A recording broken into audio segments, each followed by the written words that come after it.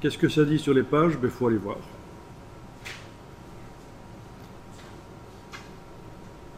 Bien.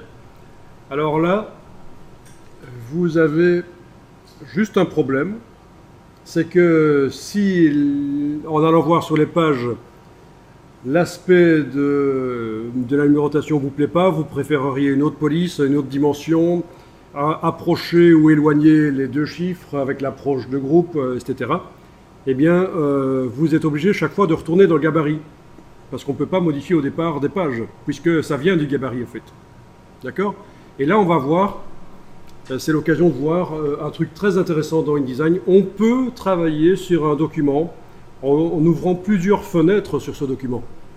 Donc ce qu'on va faire, c'est qu'on va garder cette fenêtre ouverte sur le gabarit pour pouvoir aller modifier les choses là. Et on va en même temps regarder ce que ça donne dans le document sur les vrais numéros qui apparaissent sur les pages. D'accord? Et ça, c'est vraiment une technique très intéressante que vous pourrez utiliser par la suite dans InDesign. Modifier le contenu d'un gabarit et directement voir dans une autre fenêtre ce que ça donne sur le document, les vraies pages. Ça aussi, alors si on travaille sur deux écrans. Oui, oui, avec deux écrans, vous pourriez mettre une des fenêtres sur un des écrans, bien sûr. Alors, pour faire ça, il faut demander de faire une nouvelle fenêtre. Menu fenêtre, disposition, nouvelle fenêtre. Menu fenêtre, disposition, nouvelle fenêtre. Voilà, vous avez une nouvelle fenêtre qui est apparue. On voit que c'est la numéro 2, c'est indiqué là. Et l'ancienne est derrière. Alors, fenêtre, disposition, mosaïque. Vous avez les deux fenêtres qui normalement devraient se mettre côte à côte, quoique sur PC peut-être pas. Essayez toujours, parce qu'il y a le système Windows qui interfère quand même. Menu fenêtre, disposition, mosaïque, vous avez? Oui. Ça les met côte à côte? Ouais. Super, c'est ce qu'il faut. Et alors là, vous voyez qu'actuellement, les fenêtres montrent la même chose, le gabarit. Par contre, voilà, maintenant sur la fenêtre de droite, que j'active en cliquant sur sa barre de titre, j'indique que je veux travailler sur elle, eh bien, je vais maintenant double-cliquer sur une page. Si possible, une page avec deux chiffres, la 12 ou la 14 ou la 10. Voilà, et je vois ce que ça donne. Donc, je vais pouvoir, dans la fenêtre de gauche que j'active maintenant, en cliquant sur son titre, je vais pouvoir modifier le paramètre sur les caractères, par la palette caractères. Menu texte caractères, la palette caractères est là. Je vais pouvoir modifier notamment la police. Je peux aller choisir une police de caractères différente. Et regardez ce que ça donne réellement sur des vrais numéros. Ah oui, mais ça dans le gabarit. Dans le gabarit, oui, oui, c'est ça l'astuce, c'est qu'on ne peut modifier que par le gabarit. Et on voit ce que ça donne dans le document.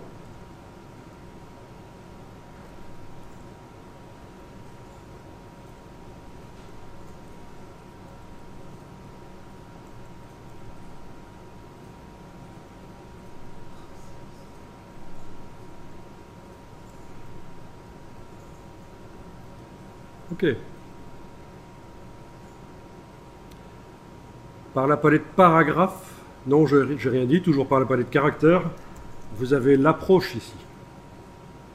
Vous pouvez modifier l'approche, passer à moins 25 par exemple. Vous allez voir que dans le document, les chiffres vont s'approcher les uns des autres. Moins 25, c'est peut-être pas assez.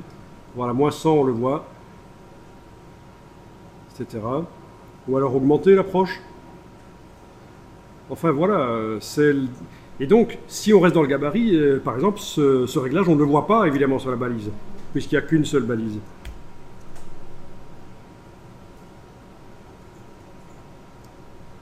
Amusant ça, hein? Donc c'est quoi? C'est l'approche dans la palette caractères.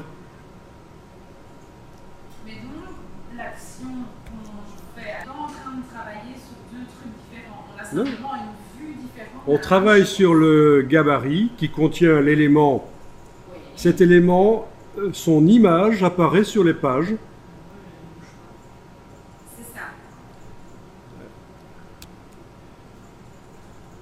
Voilà, donc c'est pour ça que je vous ai demandé de regarder une page avec deux chiffres, c'est pour qu'on voit notamment ce système d'approche, ce réglage de l'approche. Donc sur les pages, cette numérotation n'est pas accessible. Elle vient du gabarit, elle est verrouillée. On peut évidemment la déverrouiller, notamment ça se fait sur les pages sur lesquelles on veut enlever la numérotation. On déverrouille et on supprime. On intègre une photo, par exemple. Voilà, si on intègre une photo, typiquement pour les publicités, on va enlever la numérotation là où il y a des publicités. Ou une photo, oui, en effet. Plutôt que de mettre un gabarit sans numérotation sur les pages avec les photos pleine page, on peut déverrouiller sur la page la numérotation et la supprimer manuellement sur la page. Ben, je vous montre comment ça se fait, puisque, voilà, si vous voulez, sur la page 10 par exemple ici. Je veux supprimer le numéro sur la page 10 parce que je sais qu'il va y avoir une photo pleine page sur la page 10 et que la numérotation va m'ennuyer. Eh bien, je déverrouille par rapport au gabarit avec les touches CTRL majuscule et en cliquant sur l'objet. CTRL majuscule et on clique. Très intéressant de voir qu'on peut avoir accès à quelque chose qui vient du gabarit. Alors, dans quel but? Ben, ça pourrait être dans le but de lui mettre, tiens, à ce numéro une couleur de fond différente.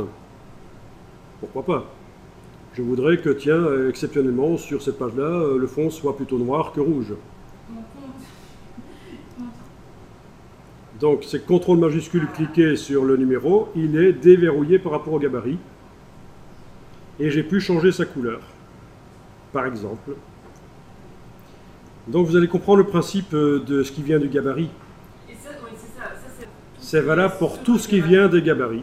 Ouais. Donc, si on met un titre, par exemple, sur le gabarit qui sera... En effet, on pourrait mettre dans le gabarit une en-tête de page et sur certaines pages changer le texte. Ça pourrait être un texte bidon sur le gabarit qui s'appelle titre par exemple, et sur les pages aller modifier le titre. Oui. Alors je vous montre, hein, regardez bien. Je viens de déverrouiller donc sur la page 10, j'ai déverrouillé, j'ai mis un fond différent.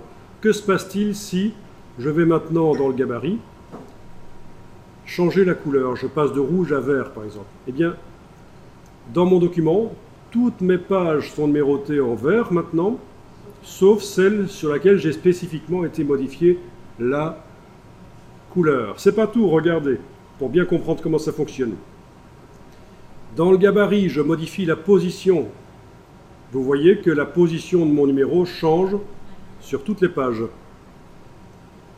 Si maintenant, sur la page ici, je modifie manuellement la position, maintenant, quand je vais sur le gabarit, la position n'est plus modifiable sur cette page-là. En fait, c'est le principe. Tout ce que je modifie manuellement sur la page, donc notamment la couleur, la position, n'est plus télécommandable par le gabarit. Et tout le reste, ça va. Par exemple, je crois que je pourrais mettre un contour. Parce que le contour, je n'ai pas encore chipoté là. Alors j'y vais. Dans le gabarit, je mets un contour sur le cercle. Voyons un peu ce qui se passe si je mets un contour jaune. Voilà, palette de contour. Vous voyez, il vient. Il n'y a pas de problème. Tiens, je vais voir si je peux le mettre à l'extérieur. Voilà, ok. J'ai mis un contour jaune.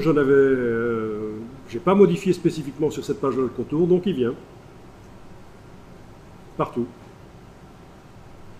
Vous voyez le principe? Le voilà en cyan, voilà. Par contre, si maintenant je vais changer spécifiquement là la couleur du contour, ça n'est plus télécommandable par le gabarit. Voilà.